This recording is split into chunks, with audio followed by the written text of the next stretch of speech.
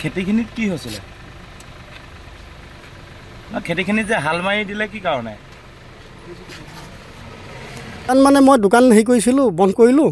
তাৰপৰা মোক সি চাধা বিচাৰিলে মহগিয়াতি গাঁও চৰাজ বৰাই।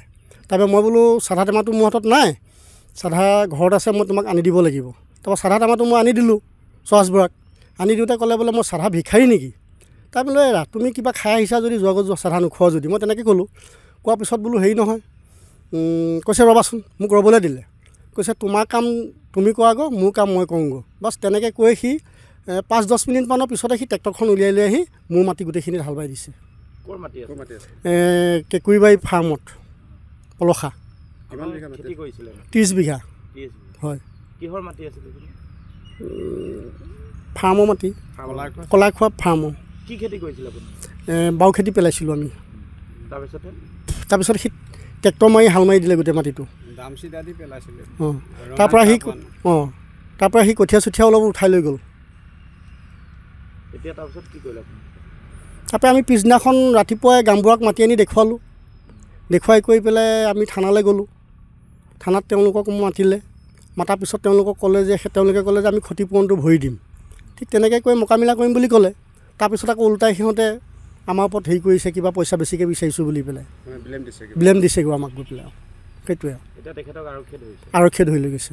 মোৰ ঘৰ সেই মহগুৱাহাটী গাঁৱত। মোৰ নাম প্ৰদীপ চন্দ্ৰ নাথ। আমি 25জনীয়া গ্ৰুপ এটাই কলাইখোৱা ফাৰ্মত খেতি কৰিছিলোঁ।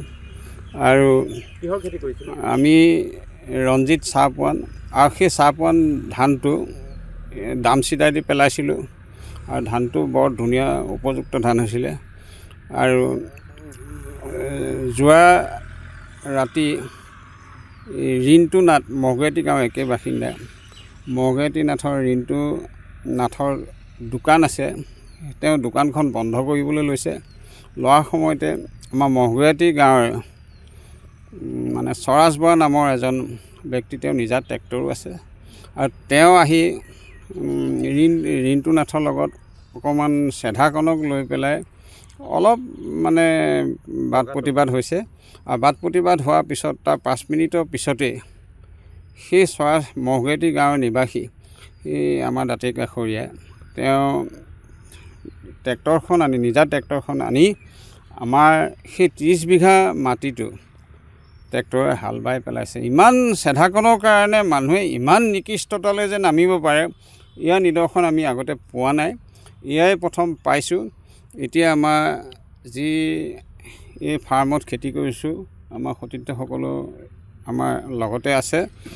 আমি ইয়াত বিষয়টো থানাত জনালোঁ।